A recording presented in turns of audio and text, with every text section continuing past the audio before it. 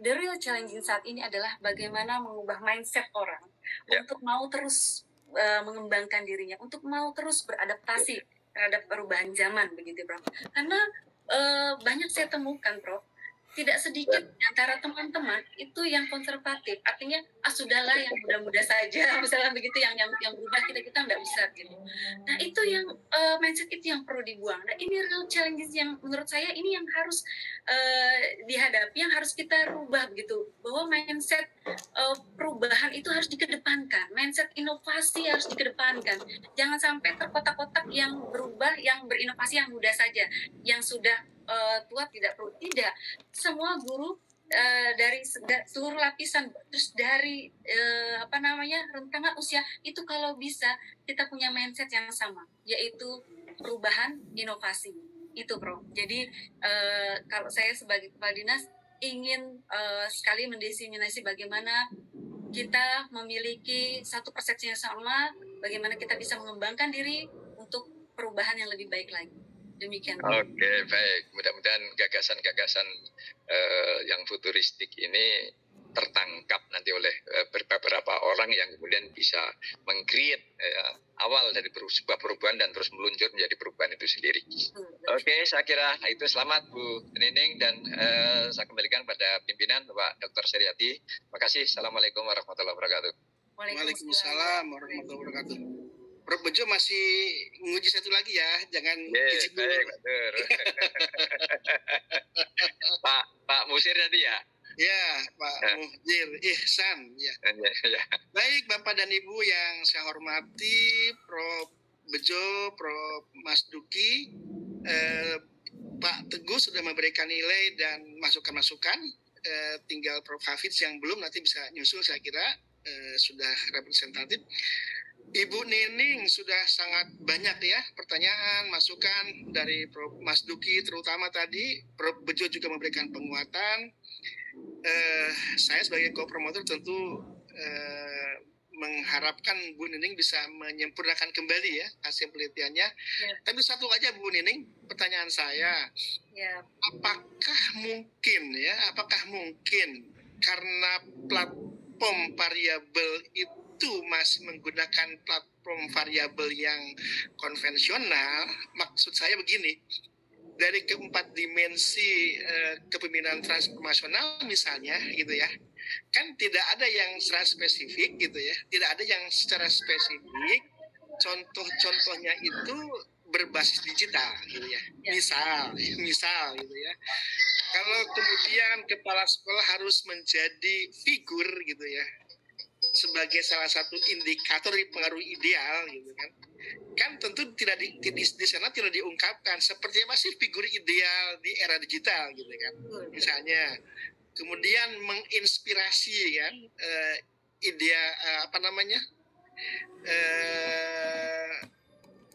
pengaruh yang menginspirasi bawahan, intellectual stimulation misalnya ya. Tapi kan juga di sana juga diberikan contoh yang mengacu kepada bagaimana stimulasi intelektual itu di era digital gitu kan. Sehingga gitu kan boleh jadi memang ada pengaruh, tetapi mungkin tidak begitu besar pengaruhnya gitu ya. Nah, maksud saya ke depan mungkin rekomendasinya itu masuk ke sana gitu nanti. Jadi misalnya transformational leadership itu tidak sekedar transformational leadership, tapi mungkin digital transformational leadership gitu. Sehingga nanti ketika dijadikan sebagai variabel kembali, parameternya itu sudah semua digital. Itu akan berbeda hasilnya gitu ya. Kemudian yang pelatihan tadi, buat dugaan saya ini dugaan ya, karena tadi kan Prof Mas Duki juga sudah mengejar kan, apakah persoalan instrumen? Ternyata tidak, karena sudah berulang kali diuji. Apakah persoalannya itu karena persoalan data yang salah? Sudah juga diuji berbagai kali ya, bahkan triangulasi dilakukan gitu ya. Mungkin nggak Bu Nining itu karena situasinya memang kan sedang pandemi gitu ya. Kemudian yang kedua, Zoom itu kan juga belum berapa lama ya kan dilakukan gitu ya. Mereka baru menggunakan awal-awal penggunaan Zoom gitu ya. Sehingga justru resistensi itu timbul gitu ya. Karena timbul resistensi dari peserta pelatihan gitu, alih-alih meningkatkan efektivitas kompetensi guru, yang terjadi malah mereka menolak gitu kan.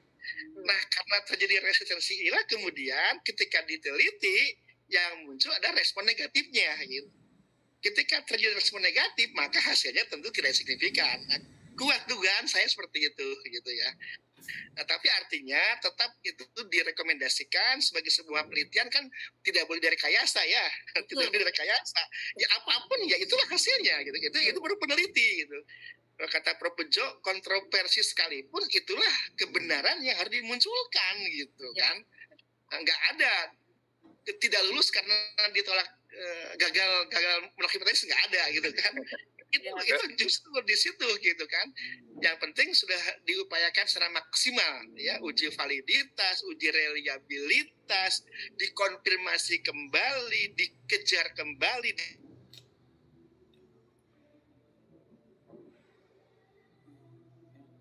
Kok terhenti Pak Sur? Suaranya nggak kedengeran. Oke, Prof. Mungkin sinyal, Prof. Please, soalnya. Pak Sur. Gitu kan. Terus Ya. kemudian berbagai hal timbul. Jadi ketika mereka diminta pendapat, yang terjadi bukan hasil yang positif, justru resisten terhadap pelatihannya. Itu mungkin dugaan saya gitu kan. Nggak apa-apa, saya kira nggak apa-apa kan, itu sebuah hasil riset. Nah, mungkin nanti replikasi terhadap riset ini akan berbeda barangkali kalau situasinya juga berbeda gitu ya.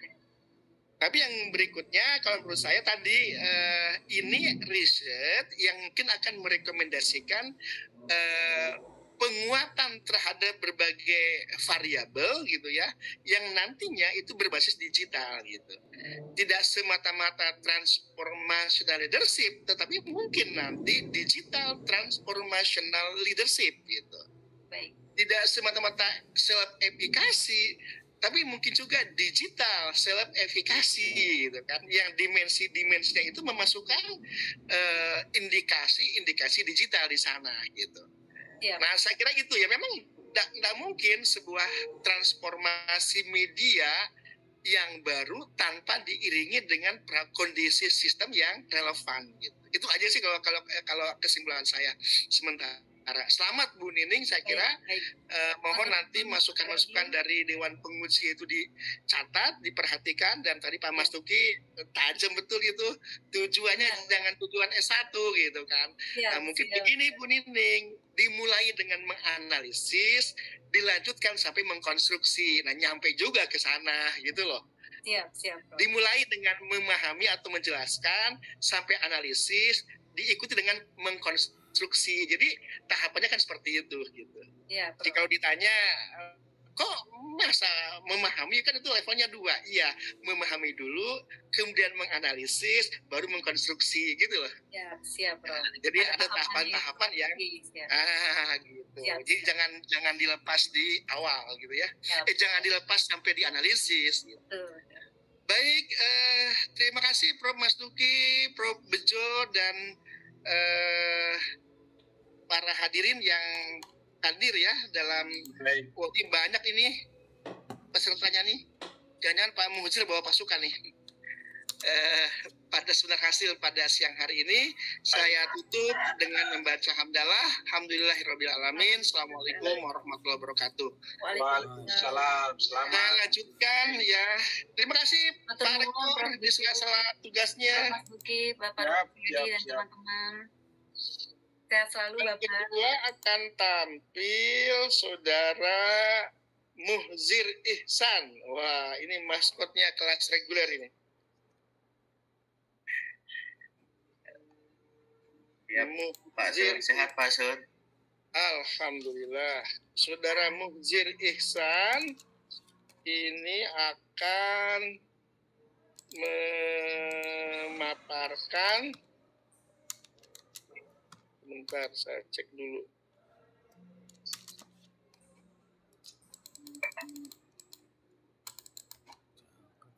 Saudara Mujir siap ya? Siap, Prof. Sehat Siap, ya? Pak Sur. Alhamdulillah.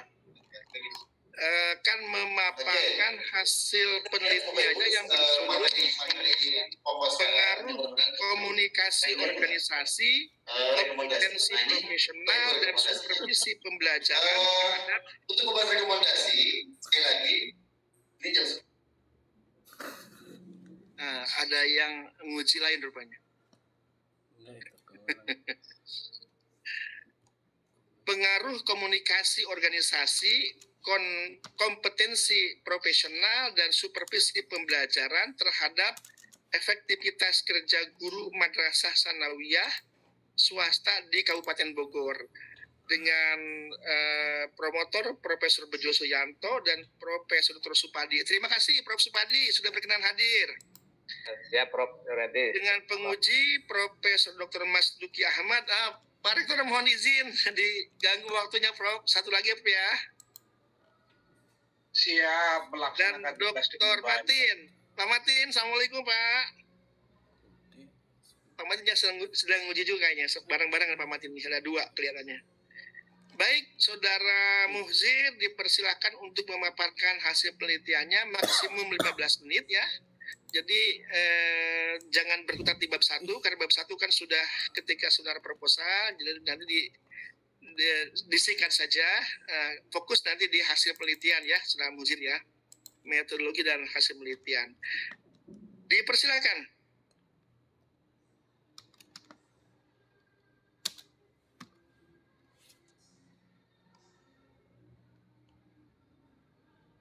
Masih mute itu.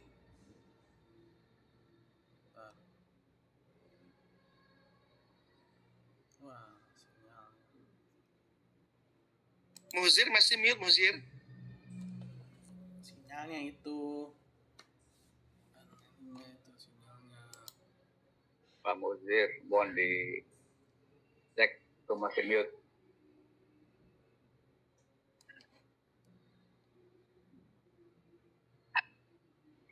Tidak terdengar kali. Ya. Tidak terdengar kali. Sudah, Pak, sudah. Dilepas aja ininya, nggak usah pakai inilah, kan dari pasar itu. Mohon maaf, laptopnya artinya kecil, Prof. Jadi harus pakai earphone. Iya, sudah. Nanti beli yang baru kalau gitu. Bismillahirrahmanirrahim. Assalamualaikum warahmatullahi wabarakatuh. Waalaikumsalam warahmatullahi wabarakatuh. Allahumma sholli ala sayyidina Muhammad wa ala ali sayyidina Muhammad. Yang terhormat Profesor Dr. Suryadi, insya Allah yang mudah-mudahan dirahmati Bagus, Allah. pakai insya Allah ya, jadi karena belum. Ya, insya Allah segera akan turun SK-nya. Makin bagus, pakai insya Allah ya. Yang terhormat Profesor Dr. Bejo Suyanto MPD selaku promotor dan Profesor Dr. Supadi MPD selaku kopromotor yang selalu memberikan dan mengingatkan dan memotivasi saya untuk terus istiqomah dalam menuntaskan penulisan disertasi ini. Itu masih pakai dokter tuh Supadinya, sebagai profesor di layanan. Ya itu belum profesor zaman dulu ya. Ya, yang pas awal, Prof. Kemudian yang terhormat segenap Dewan Penguji Bapak Profesor Dr. Mas Duki Ahmad MM dan Bapak Dr. Matin MPD dan segenap rekan-rekan yang hadir pada seminar kelayakan hari ini, mudah-mudahan semua berada dalam rahmat dan lindungan Allah Subhanahu wa taala. Izinkan saya Muzhir Ihsan untuk memaparkan hasil penelitian saya yang berjudul Pengaruh Komunikasi Organisasi, Kompetensi Profesional dan Supervisi Pembelajaran terhadap Efektivitas Kerja Guru Madrasah Swasta di Kabupaten Bogor.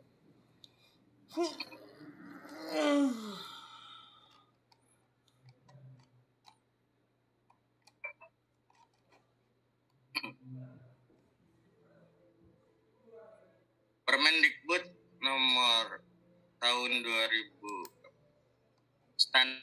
tentang standar guru dan tugas pokok guru, yaitu guru merupakan tenaga profesional dan dengan tugas pokok mendidik, mengajar, membimbing, mengarahkan, melatih, menilai, dan mengevaluasi peserta didik, membangun integritas dan moralitas peserta didik adalah tanggung jawab guru dan seluruh elemen sekolah atau madrasah. sebagai capaian dari standar kompetensi lulusan yang berkualitas.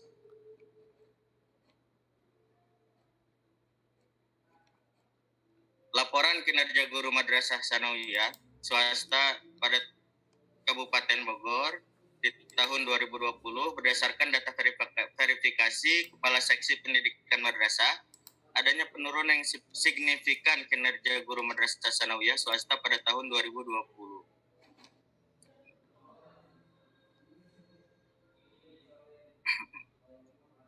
Latar belakang masalah di sini berdasarkan data GTK Madrasah juga adanya penurunan yang signifikan terhadap hasil UKG guru madrasah sanawiyah swasta pada tahun 2021. Ini berdasarkan GTK Madrasah Kemenag.go.id. Sementara guru ideal pada abad 2001 adalah menurut Lik Rocket dalam bukunya, yaitu yang pertama guru mampu memecahkan masalah, yang kedua meningkatkan kreativitas, yang ketiga berpikir analitis, dan yang keempat mampu berkolaborasi, dan yang kelima mampu berkomunikasi, dan yang keenam adalah etika dan akuntabilitas. Kemudian latar belakang masalah adalah ketidaktercapaian guru madrasah dalam UKG menunjukkan indikasi bahwa kondisi guru madrasah masih lemah dalam komunikasi baik secara personal ataupun organisasi dalam mendapatkan informasi tentang pelatihan, kompetensi, dan peningkatan mutu guru.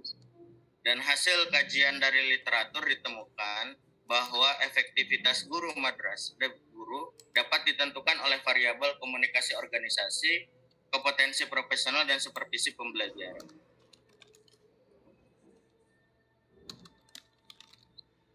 Kemudian rumusan masalah di sini yaitu seberapa besar pengaruh komunikasi organisasi, kompetensi profesional, supervisi pembelajaran terhadap efektivitas guru madrasah sanawiyah swasta di Kabupaten Bogor.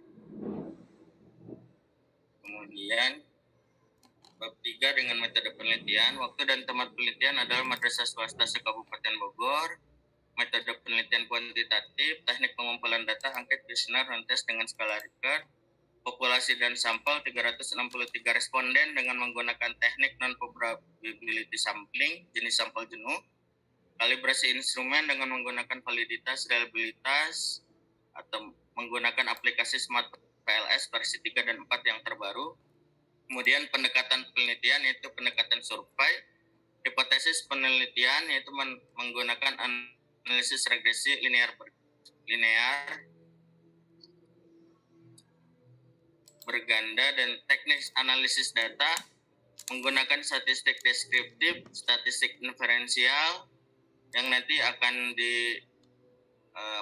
diuraikan lewat uji asumsi klasik baik uji normalitas, linearitas, multikolonialitas, dan heteroskodestisitas, dan uji hipotesis penelitian yaitu uji korelasi, uji regresi, uji T, uji F, dan uji koefisien determinan.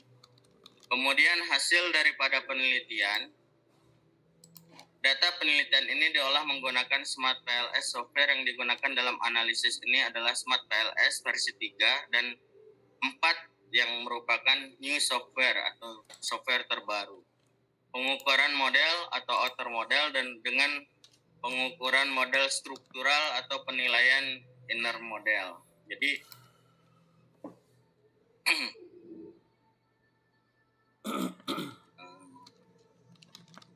data penelitian ini diolah dengan menggunakan Smart PLS. Sebelum dimasukkan dalam software Smart PLS, selanjutnya semua data X1, X2, dan X3 dan Y diolah dengan menggunakan software Smart PLS. Hasil pengolahan data dengan Smart PLS dipaparkan dalam skema model PLS yang mencakup pengukuran model penilaian outer model dan pengujian model struktural atau penilaian inner model. Pengukuran model, the measurement model atau outer model mencakup pengukuran model refleksif dan formatif. PLS menganalisis model pengukuran antara variabel laten dengan variabel manifest untuk mengevaluasi validitas, reliabilitas, dan asumsi uji klasik. Kemudian hasil yang dari Smart PLS dengan penilaian outer model, yang pertama adalah validitas. yaitu validitas konvergen. Validitas konvergen dapat dilihat dari nilai outer loading atau loading factor berdasarkan kriteria validitas konvergen. Suatu indikator dikategorikan baik apabila nilai outer loadingnya melebihi 0,7, namun menurut Chen dalam Ghazali 2014, nilai outer loading 0,5 atau 0,6 masuk dalam kategori valid. Dalam penelitian ini, batas nilai outer loading yang digunakan sebesar 0,6. Semua indikator refleksi yang nilai outer loadingnya kurang dari 6 di drop dari analisis selanjutnya. Kemudian hasil uji validitas konvergen pertama, ada 4 variabel manifest yang merepresentasikan variabel laten X1 yaitu komunikasi organisasi. Kedua ada 4 variabel manifest yang valid untuk mengukur variabel laten X2 kompetensi profesional, dan ketiga ada 4 variabel manifest yang valid merepresentasikan variabel laten X3 supervisi pembelajaran. Keempat, ada 4 variabel manifest yang dinilai valid untuk mengukur variabel laten efektivitas kerja guru. Itu nggak salah ya, 6,0 sama ini. 0,6 batas minimal, 0,7 valid, Pak. Jadi Itu saya memakai yang 0,7. Anda 6,0 loh, lihat. Itu kebalik, Pak. Maaf. Gue nggak kebalik, catat itu.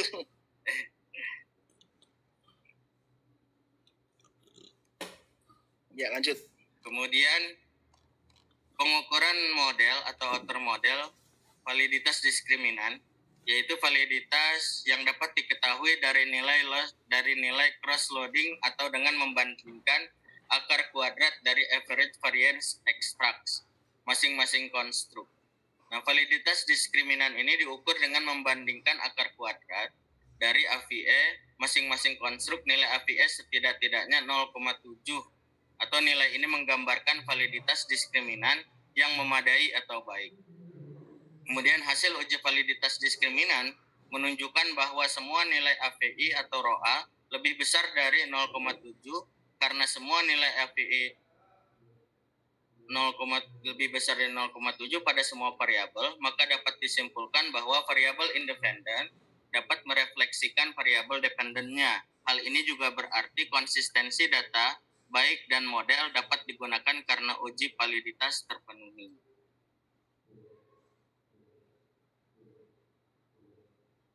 Kemudian reliabilitas komposit, yaitu reliabilitas instrumen diukur dengan menggunakan nilai composite reliability, dan nilai ini mencerminkan reliabilitas pada semua indikator. Dalam model besaran, nilai minimal pada composite reliability adalah 0,7, sedang idealnya adalah 0,8. Nah, semua variabel dinilai reliable karena nilai composite reliability pada semua variabel lebih besar dari 0,7. Keseluruhan variabel memiliki tingkat reliabilitas yang tinggi. Hal ini menunjukkan bahwa konsistensi data, baik dan model dapat digunakan. Tingginya reliabilitas instrumen juga ditunjukkan dalam nilai Cronbach alpha. Hasil evaluasi terhadap nilai Cronbach alpha menunjukkan bahwa semua nilainya lebih besar dari 0,7. Besarnya nilai Cronbach alpha ini menunjukkan bahwa semua variabel manifest dinyatakan reliable.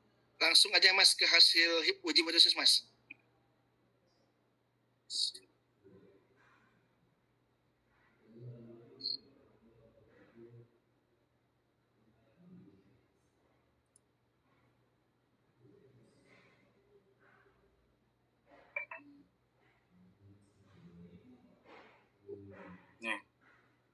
Kemudian pengukuran model struktural, di sini uji kecocokan model. Model struktural juga dapat dievaluasi dengan melihat F-square, prediktif, relevan untuk model konstruk.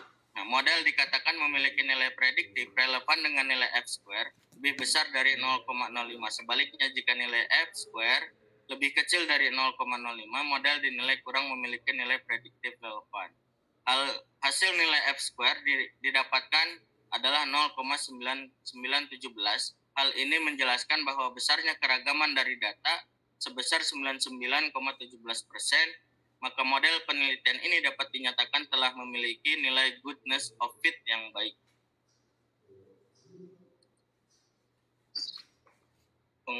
Uji hipotesis yang pertama, terdapat pengaruh langsung komunikasi organisasi. Nah, hasil perhitungan pengaruh langsung komunikasi organisasi terhadap efektivitas kerja menunjukkan bahwa T hitung 0,804 lebih besar dari T tabel 0,7. Sementara itu arahnya pengaruh positif, maka HO diterima dan HI ditolak. Sementara arah pengaruhnya positif, dengan demikian dapat disimpulkan bahwa komunikasi organisasi berpengaruh signifikan terhadap efektivitas kerja. Kemudian hasil perhitungan pengaruh langsung kompetensi profesional terhadap efektivitas kerja menunjukkan bahwa T hitung 0,786 dan T tabelnya 0,7. Sementara itu arah pengaruhnya positif. Dengan demikian dapat disimpulkan bahwa kompetensi profesional berpengaruh langsung positif terhadap efektivitas kerja. Hasil penghitungan pengaruh langsung supervisi pembelajaran terhadap efektivitas kerja menunjukkan bahwa T hitung 0,958 dan T tabel 0,7. Sementara itu arah pengaruhnya positif. Dengan demikian dapat disimpulkan bahwa supervisi pembelajaran berpengaruh langsung positif dan signifikan terhadap efektivitas kerja.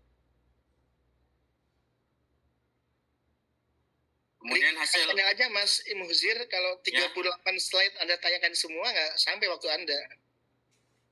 Ringkasan uji hipotesisnya aja coba, yang keseluruhan ada nggak?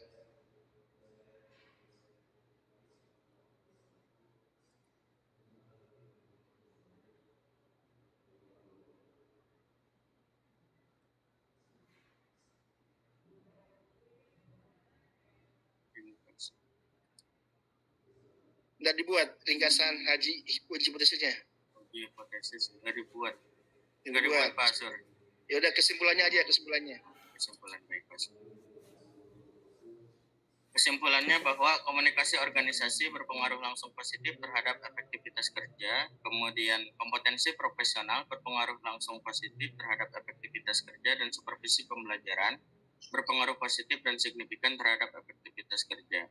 Komunikasi organisasi berpengaruh langsung positif terhadap kompetensi profesional dalam efektivitas kerja, dan supervisi pembelajaran berpengaruh positif dan signifikan terhadap kompetensi profesional terhadap efektivitas kerja, dan komunikasi organisasi berpengaruh langsung positif terhadap hasil penilaian supervisi pembelajaran dalam efektivitas kerja, dan komunikasi organisasi, kompetensi profesional dan supervisi pembelajaran secara simultan berpengaruh positif terhadap efektivitas kerja. Itu aja Pak Sur yang bisa saya sampaikan. Nggak ada rekomendasi? Rekomendasi nggak saya tulis Pak Sur. Tapi ada? Ada di di disertasi.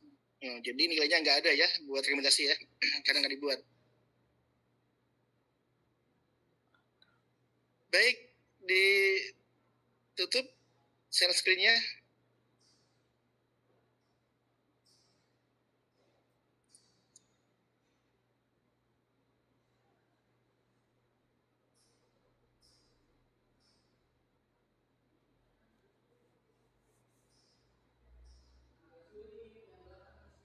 Share screen-nya ditutup. Baik. Baik Bapak dan Ibu yang saya hormati, Dewan Penguji dan Dewan Promotor, pada tahap kedua ini kita akan tanya jawab dengan Dewan Penguji. Untuk kesempatan pertama saya persilakan Profesor Dr. Masduki Ahmad untuk menyampaikan pertanyaan, meminta klarifikasi, dan juga tentu saja harapannya adalah memberikan masukan-masukan untuk penyempurnaan hasil penelitian Saudara Muhzir Ihsan. Dipersilakan Prof. Terima kasih Prof. Suryadi, Prof. Dr. Bejo Sianto MPD yang saya hormati, saya Tanimi, Prof. Dr. Supadi MPD, dan senior kami, insya Allah kita doakan mudah-mudahan segera Profesor Dr. Matin MPD. Amin. Selamat dulu Mas Muhzir Ihsan ya. Ini stylenya agak beda dengan Iin tadi. Mas Muhzir, saya ingin coba lihat di gambar 4.1 tabel 47. itu ada di halaman 106. Sudah ada di laptop Anda? Halo, apa suara saya bisa didengar? Bisa, Prof. Oke.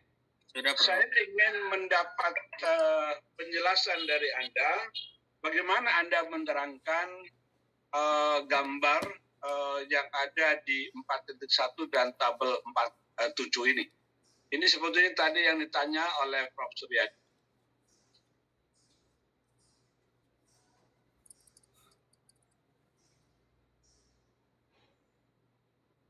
Baik, Prof. Di sini adalah pengujian model struktural, Prof. Jadi menggunakan merupakan output dari bootstrapping bahwa ada 3 variabel X ya, X1, X2 dan X3, kemudian ada variabel 1Y, dan ini adalah variabel ini yang merupakan hasil daripada pengujian setelah perhitungan, Prof. Baik. Setelah perhitungan jadi dinilai berdasarkan Smart TLS. Oke. Dari sekian itu mana yang paling signifikan, mana yang paling positif terkait dengan hasil penelitian Anda, Mas Mujir? Yang paling signifikan itu adalah di komunikasi organisasi, Prof. Jadi komunikasi organisasi. Bagaimana argumentasi? Yaitu bahwa sebelum penelitian memang saya mengadakan yang namanya analisis SWOT terlebih dahulu, bagaimana guru-guru madrasah yang swasta, terutama yang ada di Kabupaten Bogor ini, bisa meningkatkan organisasi, terutama pada lembaga sekolah-sekolahnya. Apalagi yang mereka berada pada tempat-tempat yang memang jauh dari kota, Prof. Nah, setelah saya melakukan mapping tersebut, ternyata memang banyak kendala, terutama di internal sekolah tersebut yang berkaitan dengan organisasi. Salah satunya adalah kurang komunikatif, gitu. Dalam artian kepala sekolah dan guru-guru itu mereka melakukan tugas masing-masing, gitu. Dalam artian komunikasi yang terjadi di antara guru dan kepala sekolah itu sangat minim juga di antara guru dan guru. Makanya saya mengambil komunikasi organisasi ini patut dan layak untuk diangkat. Oke. Harus dikuasai ya, saya kira Mas Mujir, Anda ketika menjelaskan ini belum menggambarkan tentang secara komprehensif yang tadi sebetulnya yang tadi Pak Sur mengatakan kalau dibaca semua Anda tidak akan selesai di tayang. Oke, sekarang saya masuk pada parsial dari pilahan-pilahan gambar itu. Sebelum karena itu, bagaimana teknis peneliti Mas Hisan? Dan manggilnya Hisan aja ya, Pak Mujir. Mangga, Prof. Silakan, Prof. Pak Hisan, jadi Anda tadi menyebut bahwasanya populasi penelitian itu ada 3.924 guru. Dan Anda pun tadi mengatakan menggunakan teknik sampel acak sederhana atau simple random sampling. Saya ingin mencoba diberi penjelasan bagaimana teknisnya Anda untuk sampai pada sampel yang Anda lakukan. Baik, Prof. Jadi yang pertama yang saya data dulu adalah seluruh guru madrasah yang berada di Kabupaten Bogor itu berjumlah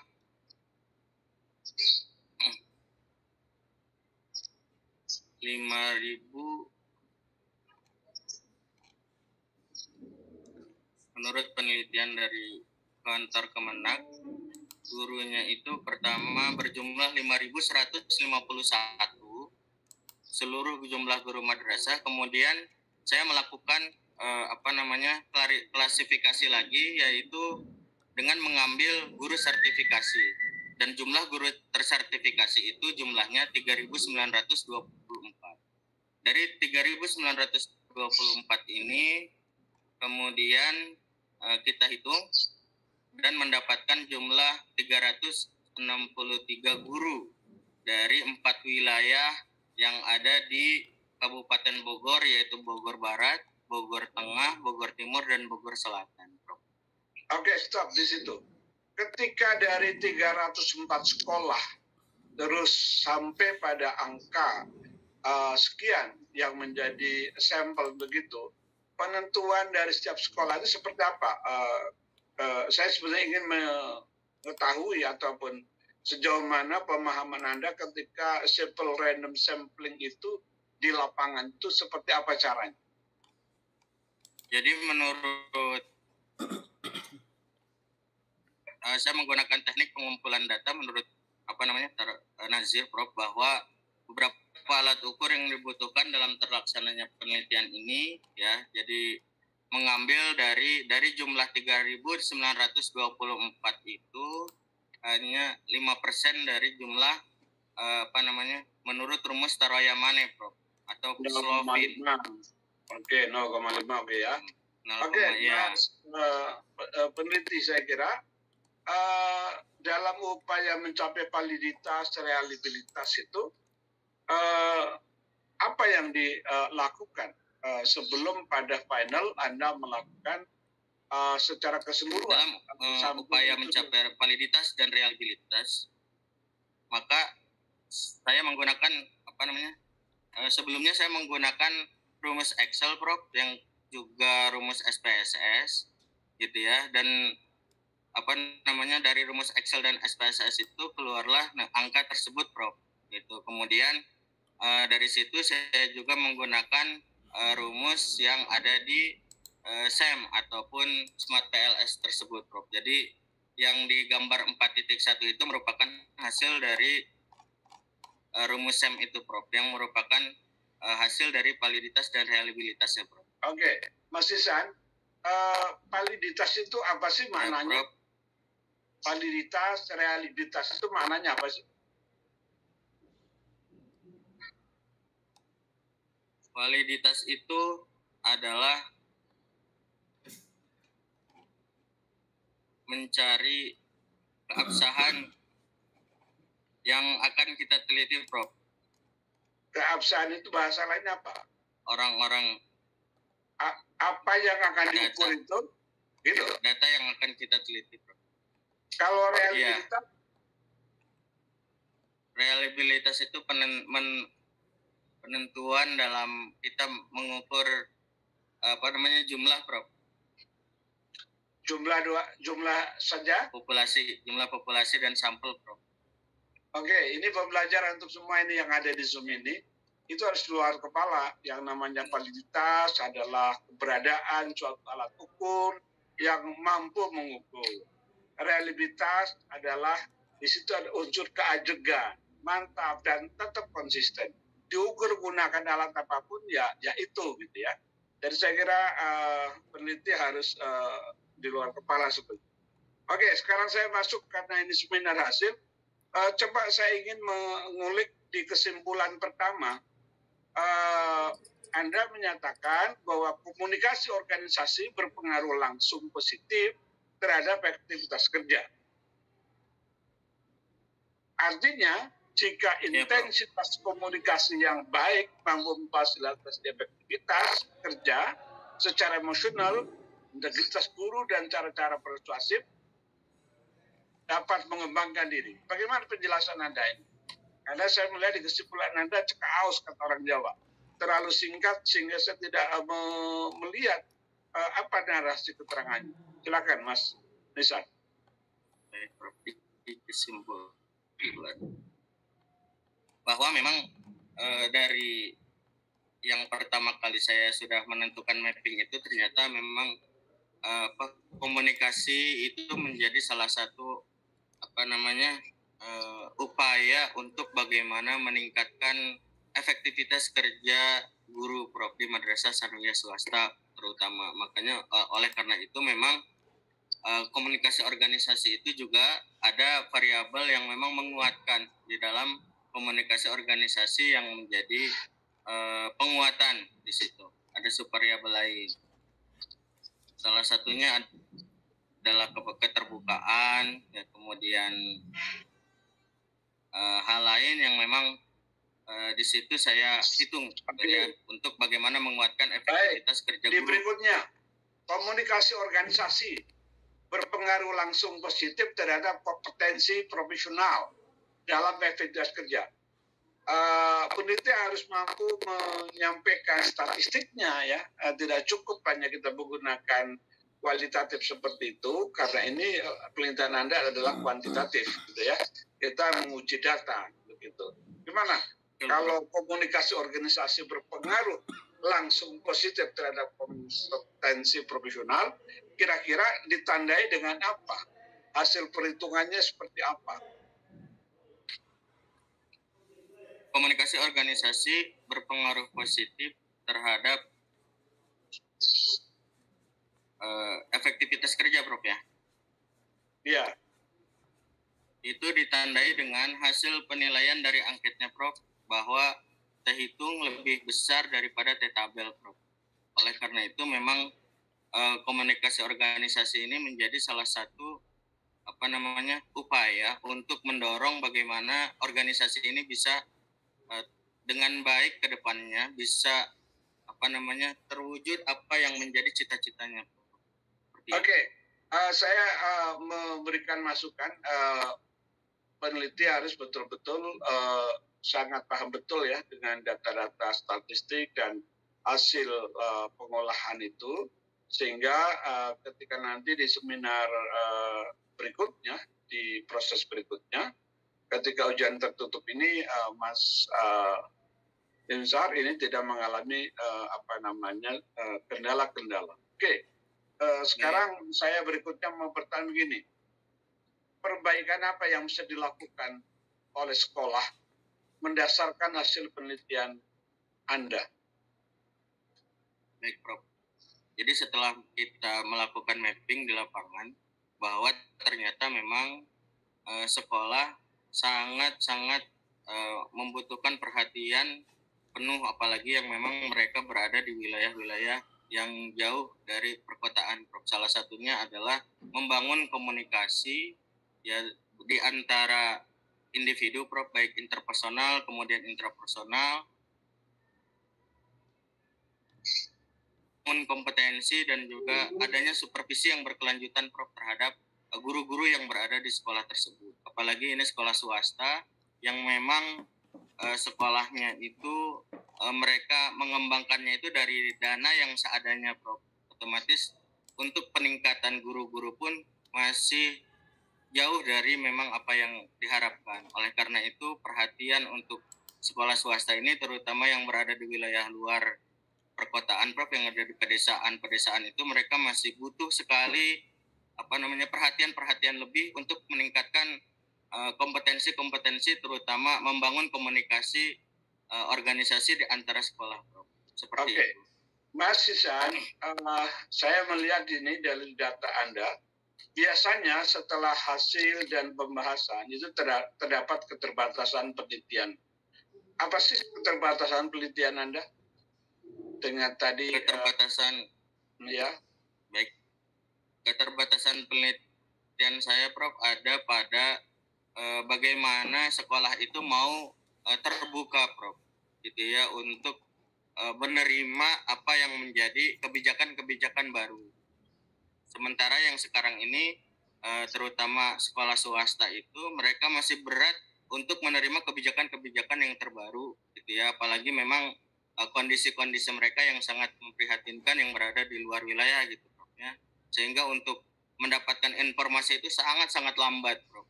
Untuk mendapatkan bantuan pun sangat sulit itu. Tadi rekomendasi belum ada ya, Mas ya, saya lihat di sini.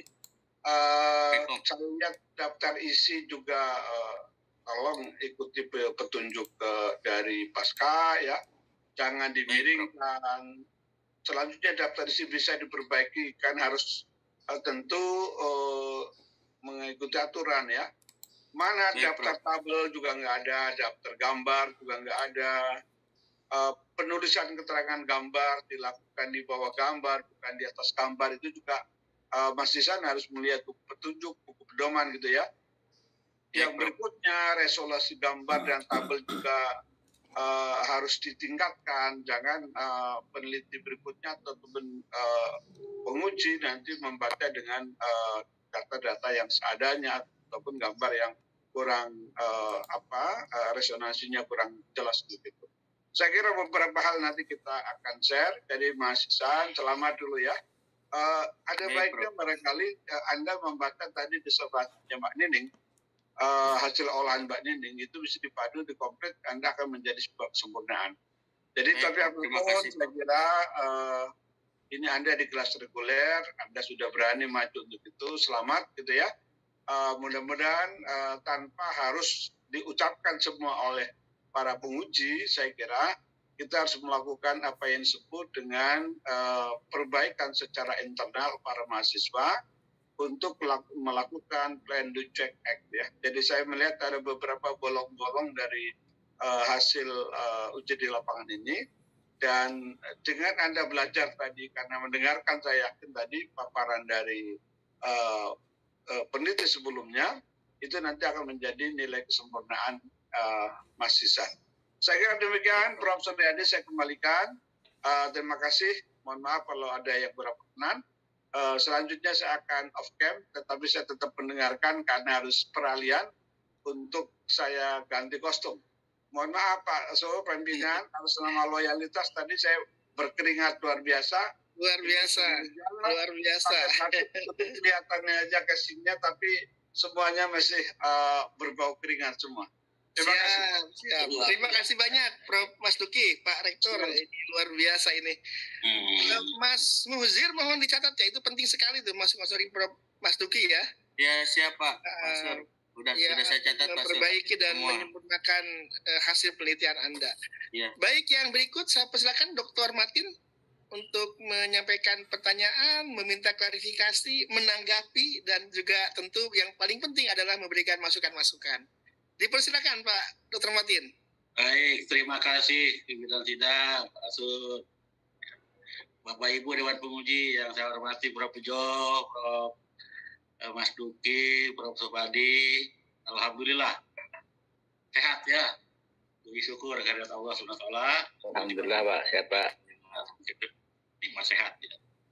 Selanjutnya kepada Pak Munzir Ihsan ya, selamat ya. Sudah sampai pada tahap ujian kelayakan atau seminar hasil ya. Nah, apakah layak Pak Dr. Martin tertutup apa tidak gitu, ya. Sekarang penentuannya. Tadi sudah banyak ya disampaikan oleh penguji pertama ya, Mas Duki, terkait dengan apa yang diteliti ya. Nah, saya juga sudah membaca ya memperhatikan juga penjelasan dari Pak Dir terkait dengan disertasi yang dibuat ya. Ada beberapa tanggapan. Yang pertama, di abstrak itu ada 3 variabel endogen ya, dan ada 1 variabel eksogen. Ini apa nggak terbolak nih? Terbalik, terbolak. Mana coba ceritakan pada saya arti variabel endogen dan arti variabel eksogen. Coba. Saya lihat di abstraknya itu. Terbalik Prof. 3 variabel eksogen dan 1 endogen. Nah, endogen itu adalah yang Y dipengaruhi atau terikat. Kalau dulu waktu di S1 ya itu biarannya terikat dan bebas ya. Ya betul Prof. Iya, yang terikat diganti dengan kata endogen kan gitu. Ya. Kemudian yang bebas, yang mempengaruhi ganti dengan eksogen. Nah itu diperbaiki ya. Ya Prof. Siap. Jangan sampai tidak diperbaiki. Malu itu. Endogennya ada 3, eksogennya 1.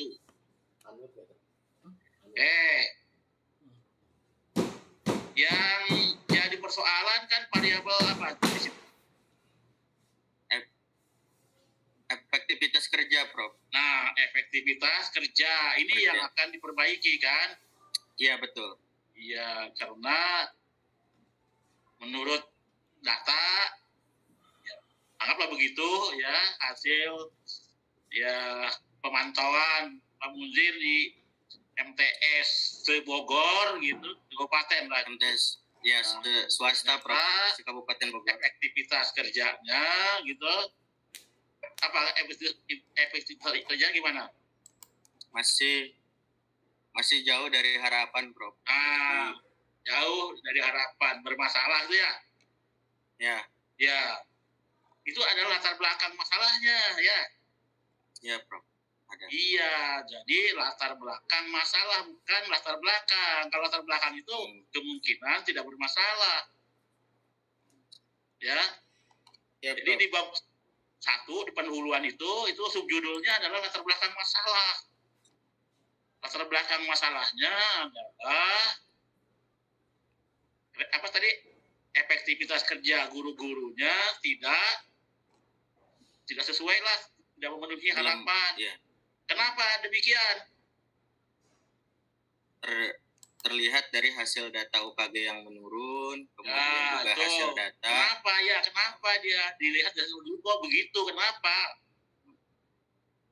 Karena memang secara data lapangan pun apa yang dilakukan oleh para guru-guru belum maksimal dalam pekerjaannya, Prof. Ya itu datanya, itu faktanya. Kenapa dia begitu? Ya, karena tampaknya juga komunikasi organisasinya nggak jalan ya, maksimal. belum Gitu maksimal. loh. Betul, Prof. Ya, terus variabel keduanya apa? Kompetensi profesional. Nah, kompetensi apa sih kompetensi? Kompetensi itu kemampuan untuk Ya, meningkatkan diri. kemampuan ya guru-guru madrasah sanawiyah tampaknya juga jauh panggang dari api ya, kurang memadai juga. Apalagi Dengan supervisi pembelajaran yang belum maksimal. di sisi lain pembinaan dari yang berwenang Nah, juga juga masih kurang. betul. Iya kan? Ya. Adapun disediakan tetapi tidak seperti yang harusnya ya begitu. Itu baru 3. Yang lain ceritakan itu sebab kenapa banyak, kreativitas itu tidak maksimal, tidak seperti yang diharapkan. Itu masalahnya. Ternyata banyak variabel atau banyak faktor.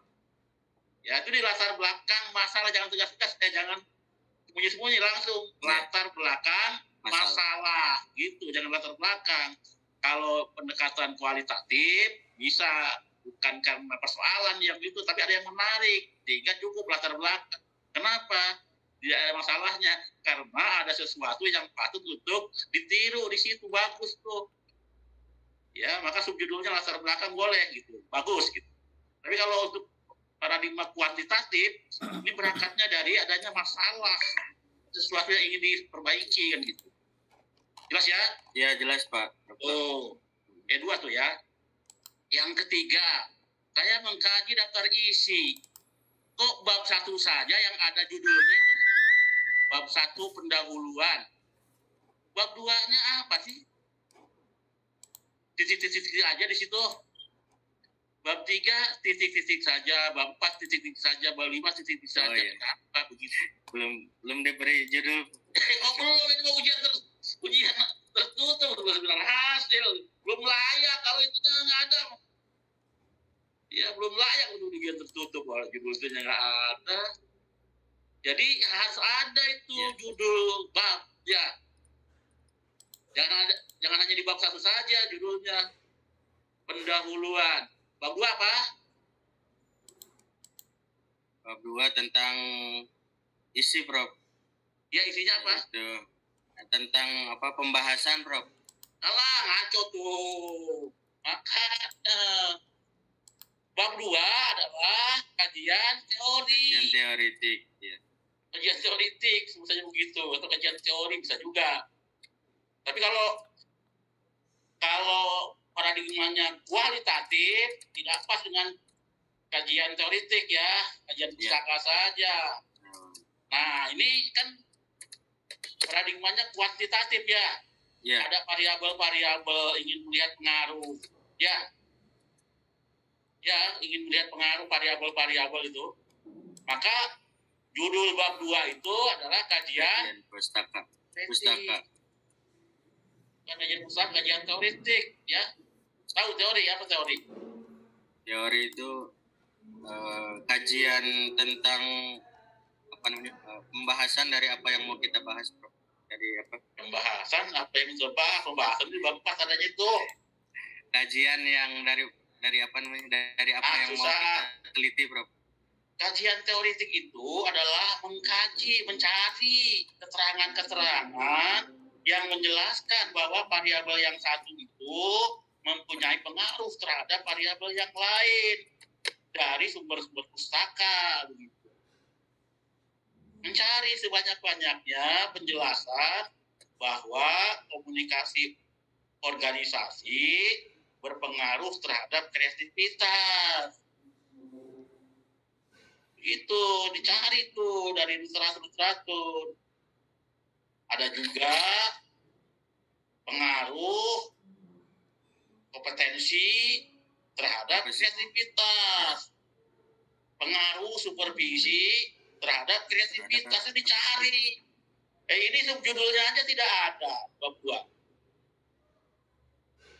Ada tidak rangka teori? Nggak ada, Prof. Nggak ada. Hanya bab 2-nya aja. Harus ada. Ya, namanya kajian teoretik, mengkaji teori. Artinya mencari penjelasan-penjelasan hubungan variabel-variabel yang diteliti. Ya, pengaruhnya lah gitu hubungan itu. Nah, biasanya itu di bab 2 itu, di kajian teoretik itu pertama menjelaskan istilahnya. Ya, konsepnya. Ya, istilah itu bahasa lain konsep. Nah, dijelaskan itu istilahnya deskripsi konseptual gitu ya. Iya. Bagian A judulnya deskripsi konseptual. Pertama, kreativitas guru. Apa sih artinya itu kreativitas guru? Menurut orang-orang yang nulis. Kemudian Pak Munjir menyimpulkan menurut Pak Munjir sendiri setelah mengutip beberapa pandangan orang. Kemudian variabel eksogen yang pertama yaitu komunikasi organisasi, kan gitu ya? Ya. Pak, menurut orang-orang. Kemudian Pak Munjir di akhirnya menyimpulkan atau membuat mensintesis definisi sendiri. Begitu 4 variabel itu Pak Munjir punya kewenangan, punya kewajiban untuk membuat konsep sendiri, ya, definisi sendiri, kesimpulan sendiri. Nah, itu namanya deskripsi konseptual, judulnya. Nah, untuk mempertegas maka butuh penelitian-penelitian yang relevan dengan kreativitas guru. Ya, itu penelitian yang relevan itu satu subjudul tersendiri. Bagaimana orang menjelaskan bahwa kreativitas itu ditentukan oleh variabel-variabel tertentu, termasuk variabel yang Pak Munjir teliti, kan gitu. Itu bagian bab di sini ada tidak tuh di bab 2 penelitian yang relevan? Kayaknya nggak ada ya. Nah, kemudian kerangka teori subjudul yang ketiganya. Nah, ini yang membutuhkan pendapat orang-orang dari sumber, bukan sekedar kerangka berpikir ya, menurut saya. Kerangka Masukan juga ada teorinya, Prof. Untuk memunculkan hipotesis harus di backup, harus didukung oleh penjelasan hasil orang ya, sehingga kita membuat hipotesis itu betul-betul dikuatkan oleh hasil penelitian orang atau hasil tulisan orang. Tidak cukup dengan kerangka berpikir. Menurut saya bedanya kerangka berpikir dengan kerangka teori. Kalau kerangka berpikir tidak perlu mengutip pendapat orang, tetapi menggunakan kemampuan nalar meneliti bahwa variabel yang satu terhadap variabel yang lain itu mempunyai pengaruh. Ya, begitu supaya hipotesisnya itu tidak ragu-ragu karena di backup oleh penelitian terdahulu. Ya. Saya pikir banyak yang ingin saya kembangkan, tapi waktu kan terbatas. Itu saja, saudara, yang dari saya. Yang lainnya, barangkali yang lain nanti. Terima kasih. Assalamualaikum warahmatullahi wabarakatuh. Assalamualaikum warahmatullahi wabarakatuh. Terima Terima kasih Pak Martin, Saudara Mujir. Hal-hal yang mendasar yang disampaikan oleh Pak Dr. Martin itu sangat penting ya. Paling tidak akan menjadikan disertasi saudara ini minimum memenuhi kaidah-kaidah sebuah disertasi gitu. Jadi tolong itu sangat mendasar itu. Jadi dicatat ya, Mujir ya. Ya, Pak Dokter Dicatat dan diperhatikan, kan cuma dicatat aja. Saya perbaiki langsung, Pak. Baik. Yang berikut saya persilakan Prof. Bejo untuk memberikan penguatan atau juga mungkin kalau masih ada yang mau ditanyakan juga dipersilakan pada Saudara Mujir. Baik, terima kasih Pak Sur. Assalamualaikum warahmatullahi wabarakatuh. Salam warahmatullahi Waalaikumsalam wabarakatuh. warahmatullahi wabarakatuh. Ya, Bapak Dewan Penguji yang saya hormati, Saudara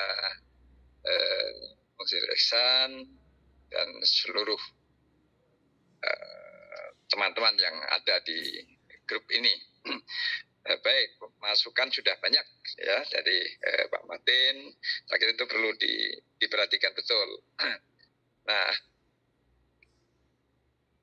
kalau tadi misalnya yang dia anggap lemah itu di kerangka teoritik ya, di landasan teoritiknya, nah, tolong nanti diperkuat ya Pak Musir. Baik. Dari pendapat para ahli, ya, dari pendapat para ahli, baik itu ahli di Indonesia atau ahli di luar, pokoknya ahli yang relevan gitu ya dengan topik ini gitu. Karena begini, pendapat para ahli itu penting agar kita tidak dikatakan wah nanti kesimpulan kita itu berdasarkan pendapat para ahli itu gitu. Itu yang akan menguatkan bahwa oh ya penelitian kita ini kokoh karena didukung oleh pendapatnya para ahli itu. Nah, baik.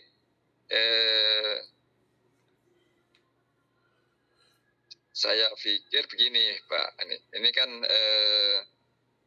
penelitiannya tentang efektivitas kerja guru ya, efektivitas kerja guru gitu. Nah, kesimpulannya itu sebenarnya ya ini efektif atau enggak sih gitu. Nah, sebenarnya menurut Pak Musir, guru-guru madrasah sanawiyah di Kabupaten Bogor itu kerjanya efektif atau belum? Untuk saat ini berdasarkan data di lapangan belum, Bro. Belum gitu ya. Nah, Pak, ya karena dugaan Anda itu belum efektif karena komitmen organisasinya yang mungkin masih rendah gitu ya. atau apa gitu, atau potensi profesionalnya. Memang mereka belum sertifikasi. Kebanyakan belum, Bro. Jadi dari satu sekolah itu, dari misalkan 32 atau 30 guru yang sudah sertifikasi baru setengah, Bro. Ada yang 10 orangnya gitu. Nah, kalau guru madrasah itu yang mensertifikasi dinas pendidikan atau dari Kementerian Agama? Kementerian Agama, Bro. Kementerian Agama. Memang sertifikasi dari kementerian belum mencakup semuanya gitu. Karena banyak masalah yang terjadi di sekolahnya, Prof. Terutama memang komunikasi antara guru dan kepala sekolah, juga antara guru dengan Kemenag, Prof. Jadi informasi itu kadang terlambat. Kemudian juga hal-hal yang penting juga sering telat untuk ke sekolah informasinya, Prof. Sehingga memang mereka untuk mendapatkan informasi untuk mengupgrade dirinya itu agak lambat seperti itu. Saking mungkin luas dan jauhnya yang tempat-tempat di wilayah Kabupaten Bogor, Bro. Ya kan sekarang ada WA, ada segala macam kan. Sebenarnya kalau soal tempat jauh mah nggak masalah kan. Mungkin Ya. Artinya guru-guru sekarang kan rata-rata sudah punya HP semua gitu kan. Jadi ya kalau soal komunikasi saya kira sekarang tidak ada persoalan. Memang masih ada masalah yang seperti itu, yang kecil-kecil seperti itu. Masih Prof, kurang terbukanya kepala sekolah kadang Prof dan menginformasikan kepada guru-guru perihal undang-undang terbaru tentang informasi-informasi yang ada di kementerian Prof, sehingga guru-guru datang ngajar sudah pulang. Jadi pentingnya ini komunikasi organisasi Prof, sehingga mereka juga tahu apa informasi terbaru yang hadir pada hari itu atau pada yang sudah ditetapkan. Mungkin kalau begitu sarannya nanti begini, ya kalau komunikasi organisasinya belum bagus begitu, tapi untuk memperoleh informasi mungkin kan tidak hanya dalam satu cara, ya kan berbagai media sekarang tersedia. Nah artinya ketika ada hambatan dalam komunikasi, nah coba cek media-media komunikasi itu kenapa gitu kan biasanya kalau misalnya ada informasi WA grup sudah langsung menyebar misalnya seperti itu kan.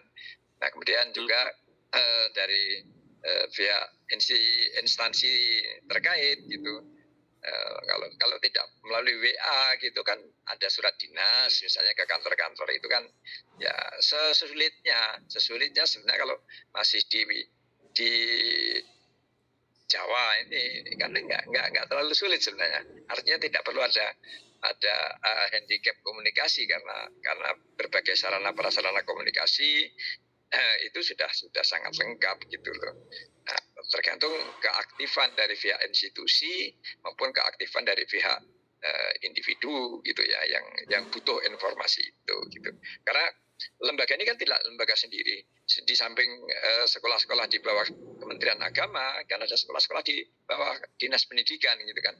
Kan mereka terus berinteraksi dengan guru-guru itu gitu. Nah, itu mungkin yang nanti perlu diperhatikan di dalam tulisan Pak Musir ini ya. Karena sarana komunikasinya kan tidak satu bahwa itu nunggu pengumuman dari itu kan. Tidak, komunikasinya kan dari banyak sumber gitu yang mungkin perlu Pak Musir tulis di latar belakang yang seperti itu gitu. Nah, bahwa jangan hanya melihat skop kecil yang kemudian nggak ada panggilan dari ini itu tidak. Tapi komunikasi itu kan bisa bermacam-macam sekarang, sarana komunikasinya sudah banyak. Dan sarana informasi juga sudah sangat lengkap, di TV ada, di radio ada, di WA grup juga ada, yang kesemuanya itu bisa dijadikan sumber informasi ketika itu dipandang sebagai hal yang bermanfaat gitu loh. Itu barangkali yang nanti perlu ditambahkan di dalam pesan ini. Oke. Nah sekarang kompetensi profesional gitu ya. Kalau bicara kompetensi profesional guru itu kan sekarang ditandai dengan dengan sertifikasi gitu. Masih banyak guru yang belum sertifikasi. Banyak Prof. Loh, itu masalahnya apa? Guru baru atau gimana? Memang ada yang guru baru, tapi ada juga yang memang sudah pensiun, ada juga yang memang MTS ini bermasalah juga di yayasan, karena salah satu posisi yang menjadikan syarat untuk sertifikasi itu kan SK yayasan gitu ya.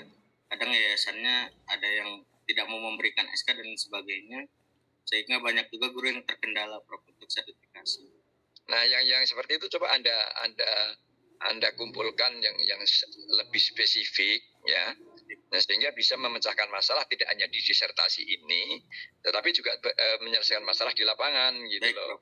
Kalau memang data spesifik itu ada, nah, ya nanti dari disertasi ini kemudian di follow up menjadi surat yang resmi kepada kantor agama setempat, ya, sehingga menyelesaikan masalah tidak hanya berhenti di disertasi ini. Baik, selanjutnya.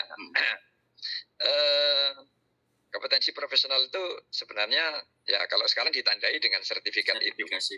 Ya, tetapi sebenarnya kalau kita bicara tentang kompetensi kan tidak hanya sertifikat, tapi kemudian ada yang lain lagi. Apa menurut Anda? yaitu kemampuan guru untuk beradaptasi, Prof.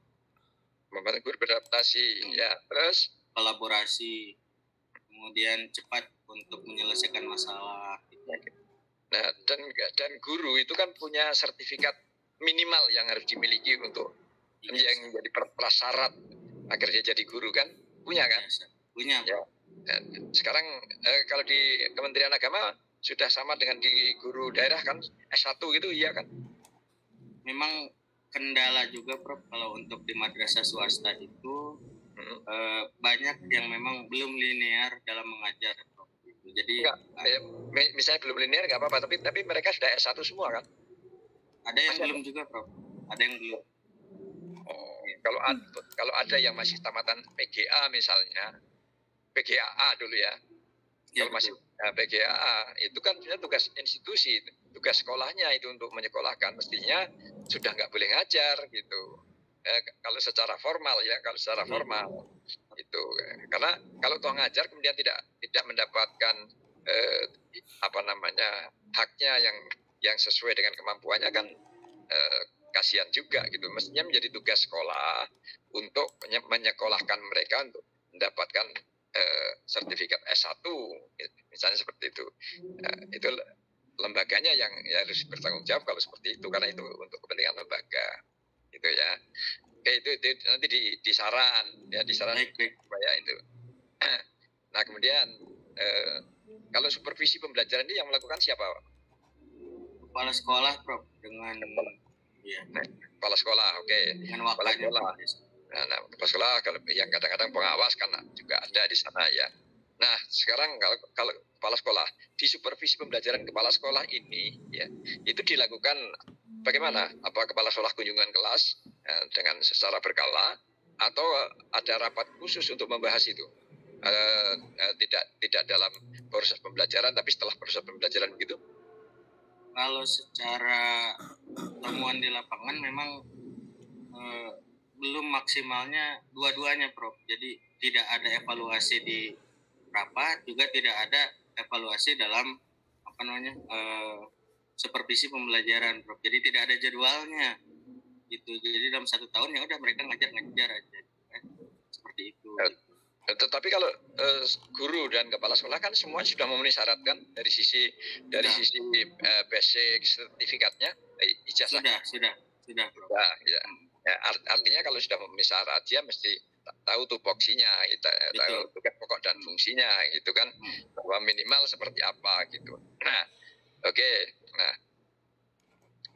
kalau bicara tentang kompetensi profesional ini sekarang kan dibuktikan dengan sertifikat kan. Nah, di samping sebenarnya bisa juga diuji sendiri, tapi kalau hanya diuji tanpa sertifikat itu kemudian tidak diakui sebagai kompetensi profesional gitu kan. Nah, masih berapa banyak guru yang belum sertifikasi di sana? Guru yang belum sertifikasi sekitar berapa persen kira-kira? Sekitar 40%, Prof. Itu masih masalahnya masih krusial itu kalau betul. Itu data di Kementerian data di kantor Kementerian Agama, Prof. Di Kementerian Agama. Itu masih krusial banget kalau misalnya data itu benar seperti itu gitu ya.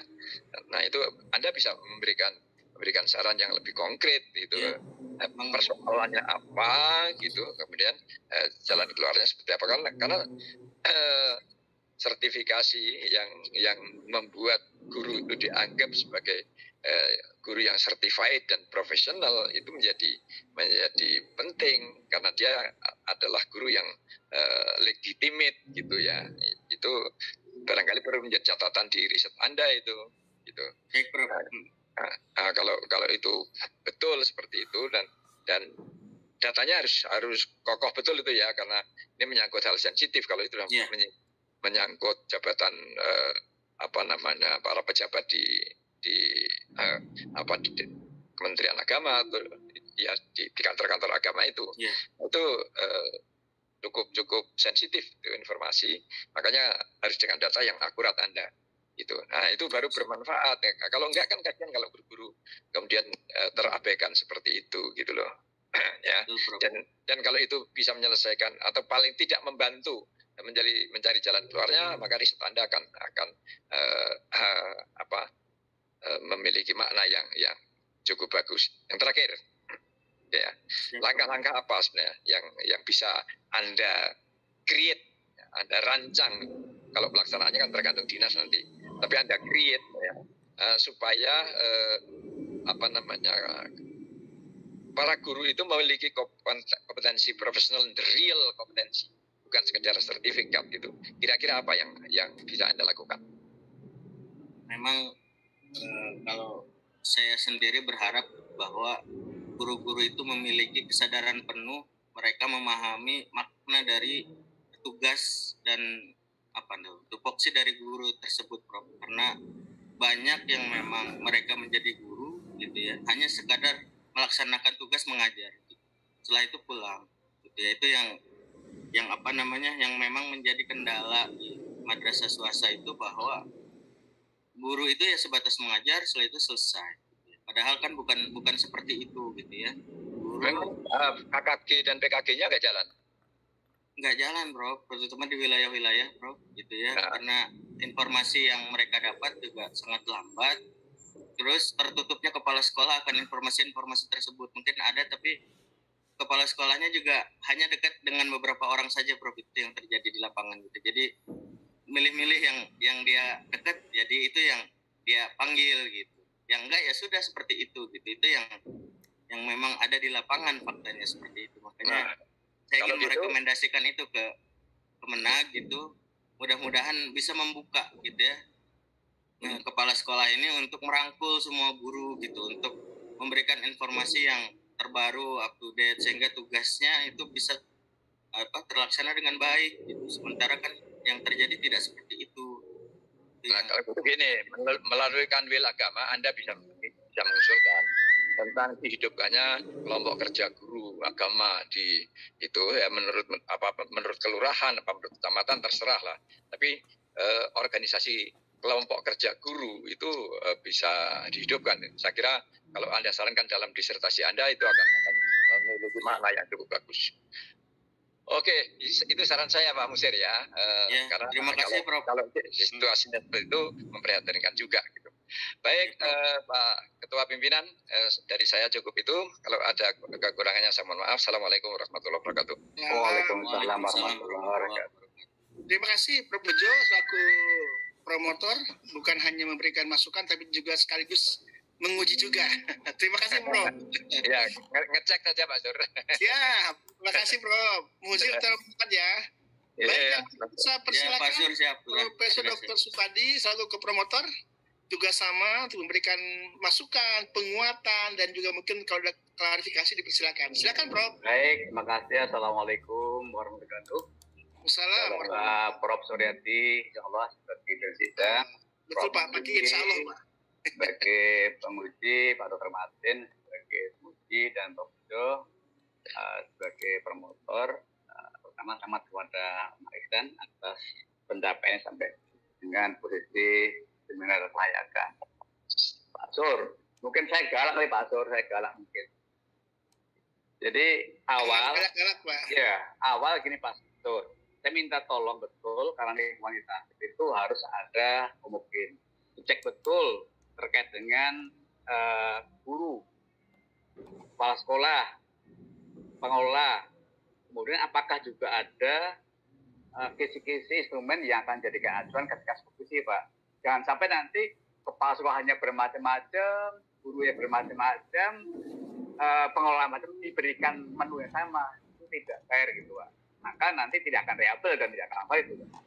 Rupa-rupanya agak sulit juga. Dan saya minta tolong Pak Mudin mencari model di tempat lain yang dijadikan acuan minimal kayak gini loh gitu. Tapi rupanya juga akhirnya gini Pak, soal lapor juga. Saya 14 kali bimbingan, tanggal 15 Januari, 3 Februari, 8 Februari, 7 Juni, 7 Juli 2021. Itu 6 kali Pak. Kemudian tahun 2022, itu tanggal 11 Januari, 7 Maret, 9 Maret, 28 Maret, 29 Maret, 26 April, 27 September tahun 2022. 6 kali Pak. Nah tahun 2023 hanya 2 kali Pak, 17 Januari dan 20 Februari. tiba-tiba saat ini langsung memberikan informasi ujian. Bab 1, 2, 3 saya ikut terlibat menggarap, Pak. Saya memberikan banyak masukan dan mungkin Ya, luar biasa agak, Prof. Supadi itu. agak sedikit mungkin galau karena kan saya bahkan memberikan rekaman, karena belum pernah ketemu online, belum ketemu offline terus. Saya berikan rekaman, saya berikan sistematika. Yang paling pokok harus paham betul antara kuanti dari apa. Terbukti juga Pak ketika Permasi menanyakan validitas, itu juga tidak paham karena mungkin belum dipahami. Nah, bab 4, 5, 6 Pak. Cuma grogi Pak. Ya, itu Pak. Bab 4, 5 dan 4, 5 Pak itu belum sempat ini Pak diskusi Pak. Ulangi Pak ya. Jadi temuan hasil penelitian sampai membuat kesimpulan, rekomendasi, bahkan tanda kutip Pak ya, PPT lepas kita dari bab 4, 5 sampai saya itu tidak belum pernah diskusi. Kalau saya bayangkan ketika awal ngomong gini Pak, nanti ketika mau ujian simulasi dulu, gitu Pak. Sehingga kita akan cek betul bab 1 sampai bab 5 itu konsistennya bagaimana. Kemudian bagaimana Anda bisa nangkap rohnya. Sehingga ketika nanti tanya itu kita tidak lagi membaca per bab, tapi sudah tahu acara kejutannya. Rupa-rupanya kesibukan Pak Ihsan tinggi. Sehingga saya kaget juga loh, tiba-tiba kok ada SK.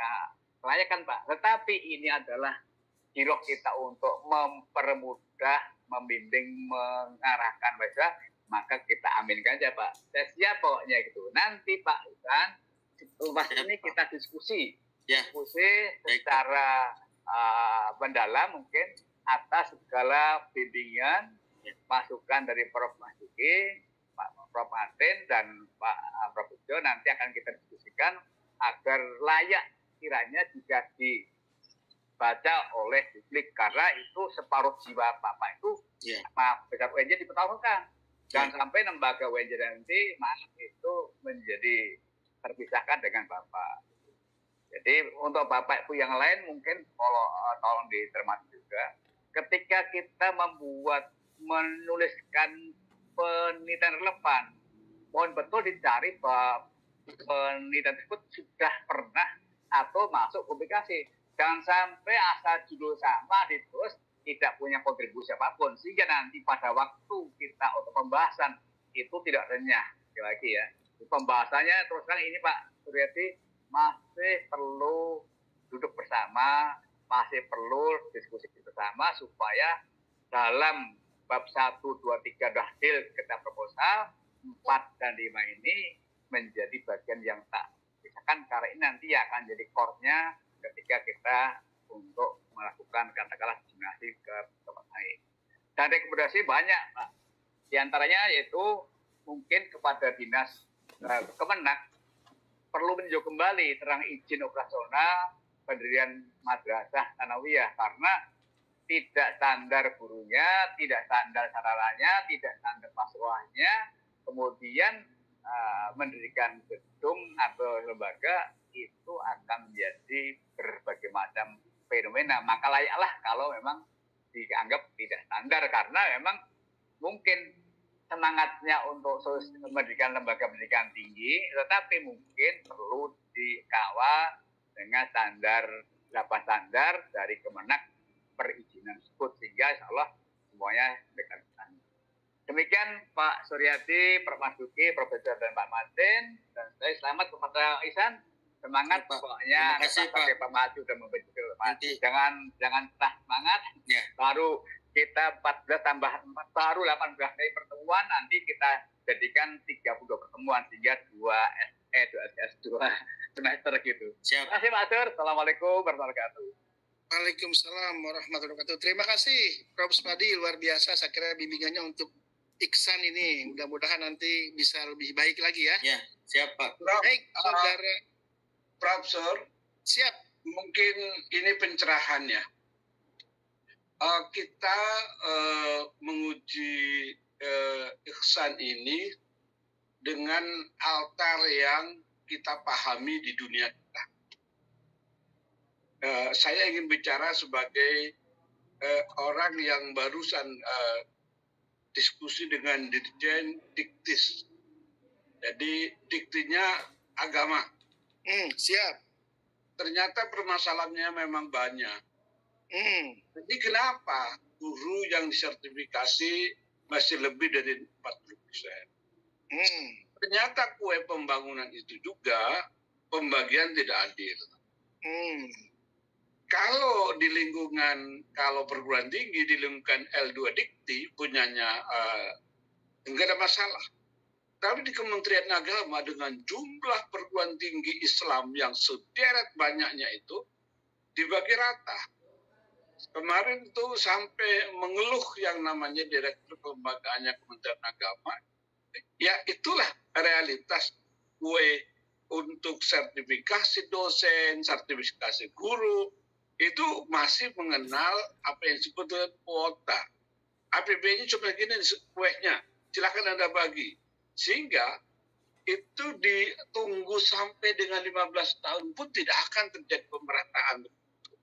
Yang bisa kita lakukan, ya memang dalam hal ini mestinya duduk sama-sama tinggi, berdiri sama tinggi, duduk sama rendah. Artinya apa? Ya mari kita buka anatominya. Jadi memang mengenaskan sebetulnya kalau kita melihat di Kementerian Agama. Jangankan di level sanawiyah swasta seperti itu, apalagi dari sekolah dasar Islam. Sekarang aja, karena barangkali menterinya pernah orang dari NU sehingga ada pemihakan. Sekarang serdos kenapa orang-orang dari perguruan tinggi NU diberikan porsi.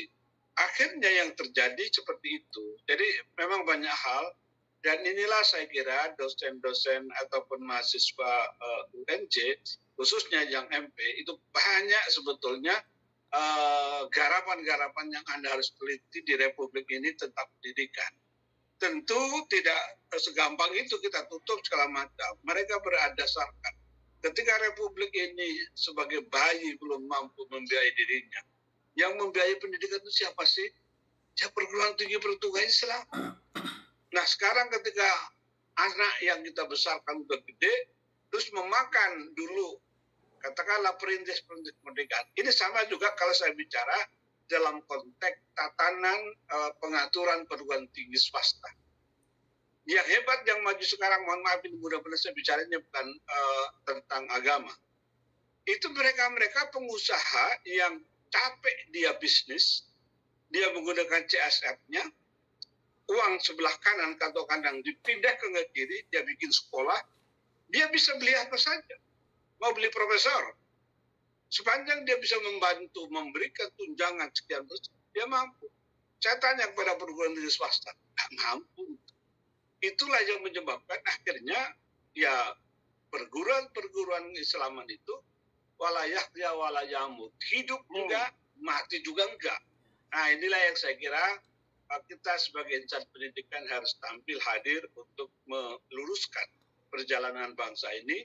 Tentu ketika bicara kesuksesan sebuah pendidikan tidak cukup hanya dengan idealisme, tetapi juga perlu dilengkapi sarana, prasarana, dan sebagainya. Mohon maaf ini pencerahan untuk kita aja, ini karena Musir kelihatannya kurang memberikan, meyakinkan kita. Kita tentu tidak boleh hanya bicara tentang kejelekan perguruan tinggi Islam. Saya kemarin bangga melihat itu, ketika kumpul rektor satu sisi saya pakai jas, yang lain pakai sarung gitu. Ini bagus juga ini. Meskipun pada profesornya nggak tahu profesor apa, kehormatan, tapi beda juga mereka. Dia nggak ngerti tuh PDPT itu profesor kehormatan itu bisa menjadi faktor penghitungan tidak. Bagi dia profesor gitu. Nah, ini contoh-contoh betapa mindset saja bisa berbeda-beda. Makasih Pak Sur. Siap, terima kasih. Izin Pak Sur. Mana Pak Sur izin. Tanggal 26 nanti kami rakorda Pak. Yang di latar belakang ini tadi betul kuota untuk teman-teman yang Kemenak itu Pak untuk akreditasi sangat kecil Pak. Sehingga dikhawatirkan ketika ini Pak didominasi swasta tanda kutip yang non agama Islam gitu. Kemudian juga ketimpangan Pak, sehingga tanggal 26 nanti Pak kami itu rakorda, yaitu diskusi dengan pemerintah pendidikan di tingkat provinsi, Kemenak, sama Kadis Pak, untuk mencari solusi agar tadi Pak, kue tadi Pak itu minimal seimbang, gitu, Pak. Andai kata nanti toh ada macam pendampingan, maka Kemenak harus diberi pendampingan yang memadai. Sehingga jalannya itu Pak adalah seiring. Selama ini Pak, maaf Pak, di DKI Jakarta terlalu jauh timbangannya, apalagi di tempat-tempat yang lain. Begitu Pak Sur, sebagai meremih saja, sebagai solusi yang kami dari Badan Strategi Nasional, diskusi dengan besok arah tanggal 26 bulan Oktober, membahas hal ini terkait dengan yang disampaikan Prof. tadi. Terima kasih. Assalamualaikum. Baik, terima kasih Prof. Mas Duki dan Prof. Supadi atas pencerahannya. Ini juga mungkin untuk Muhzir menjadi tambahan informasi nih Muhzir. Apakah Muhzir mau seperti yang tadi disebut oleh Pak Prof. Mas Duki gitu kan? Iya, Prof. Siap. Ada update terhadap informasi gitu? Tentu tidak ya.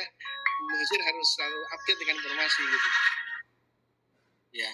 Baik, Pak Sur, masukan-masukan sudah disampaikan, kemudian pertanyaan juga sudah diajukan gitu.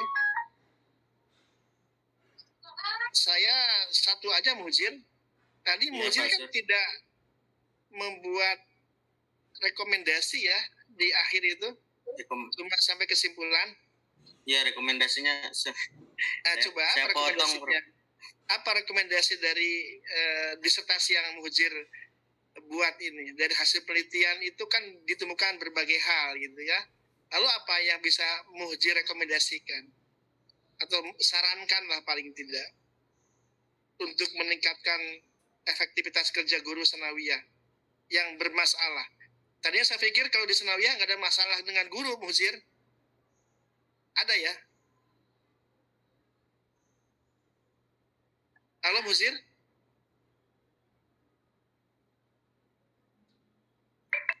Ya, Muhzir? Nixon dengar nggak suara Prof. Suryadi? Sinyalnya Prof naik turun. Naik Iya, turun seperti harga BBM ya. Nanti Iya. kalau dokter nanti beli HP berikut sinyalnya nanti. Terdengar suara saya? Jelas Pak Sur.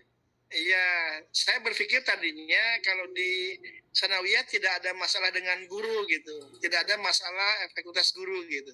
Salah ternyata ya. Ya, alhamdulillah ada masalah banyak Pak Sur. Ya, saya pikir kalau di sanawiyah yang bermasalah ustadz bukan guru gitu. Jadi gurunya bermasalah. Iya Pak Sur, jadi memang ini temuan apa Ya namanya? sudah, sekarang gini aja Mujir, apa rekomendasi dari hasil penelitian Anda untuk meningkatkan efektivitas kerja guru di sanawiyah itu? Baik Pak Sur.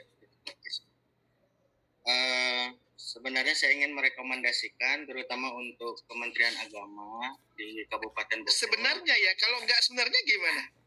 Ya, dari hasil temuan saya di lapangan Pak Sur, jadi ingin sekali merekomendasikan bahwa banyak guru-guru yang memang belum tersentuh oleh Kementerian Agama untuk mendapatkan penyuluhan gitu ya, untuk mendapatkan peningkatan kompetensi, terutama mereka kurangnya informasi dalam peningkatan kualitas kualifikasi gurunya, karena banyak sekali guru yang di madrasah terutama di wilayah pedesaan itu yang jauh dari perkotaan. Yang kedua apa? Yang kedua adalah untuk kepala sekolah gitu ya, terbuka terhadap informasi yang diberikan oleh Kementerian Agama dan dari Dinas Kependidikan, juga dari KKM gitu ya, karena banyak juga kepala sekolah yang mereka memilih siapa aja yang yang dinaikkan untuk sertifikasi, tidak semuanya gitu. Jadi yang dekat dengan dia aja gitu Pak Su. Gitu. Oke, yang ketiga. Yang ketiga adalah juga peningkatan kompetensi guru, bukan hanya lewat pelatihan, tapi juga memang ada penyuluhan-penyuluhan yang sifatnya lebih lebih dekat gitu ya, bahwa guru itu bukan hanya sebatas dia memberikan ilmu di kelas gitu, tapi juga dia harus menjaga marwah sebagai seorang guru gitu, baik di kelas ataupun di luar kelas gitu. Keempat untuk diri saya pribadi gitu ya. Nggak usah buat Muhzir sih. Mengaktifkan KKG dan MKKS itu sangat penting sekali. Betul, Oke, Pak. cukup Musir. Pertanyaan saya dari 1, 2, 3, 4 ini. Kalau Muhjir tidak membuat disertasi, bisa nggak lakukan? Membuat guru, membuat kepala sekolah menjadi terbuka agar dia bisa berlaku adil dalam mendistribusikan kesempatan.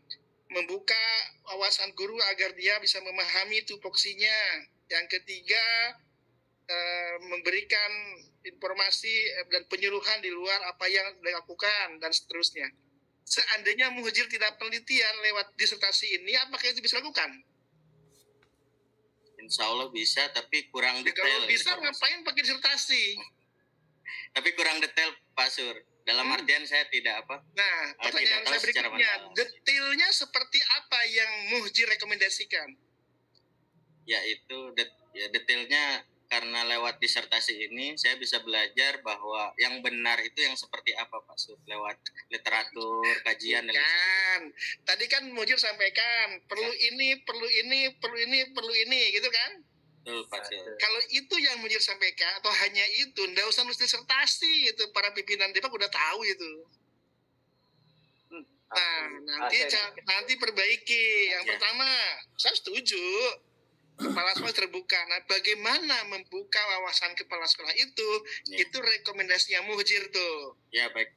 Mau diapakan itu kepala sekolah gitu kan? Itu baru nanti scientific base namanya. Berdasarkan hasil penelitian saya, maka kepala sanawiyah harus begini gitu loh. Ini modelnya, sampaikan. Lalu untuk memberikan penyuluhan ke guru selain apa yang dilakukan sekarang, apa cara lain yang mungkin lebih efektif? Nah, itu juga berdasarkan penelitian ini, saya rekomendasikan ini gitu, ya. Baik, nanti tambahkan ya di rekomendasi. Baik, terima kasih Prof. Bejo, Prof. Mas Duki, Prof. Supadi, Dr. Martin. Mudah-mudahan hasil penelitian Muhjir nanti lebih baik lagi untuk persiapan ujian tertutup. Saya akhiri. Untuk sementara, Assalamualaikum warahmatullahi wabarakatuh. Pengumumannya mungkin sejenak nanti nunggu nilai yang masuk. Jadi jangan dulu kemana-mana ya. Mas Nathan mohon dikirim, Mas. Izin Bapak, saya kirim nilai yang sudah masuk. Baik.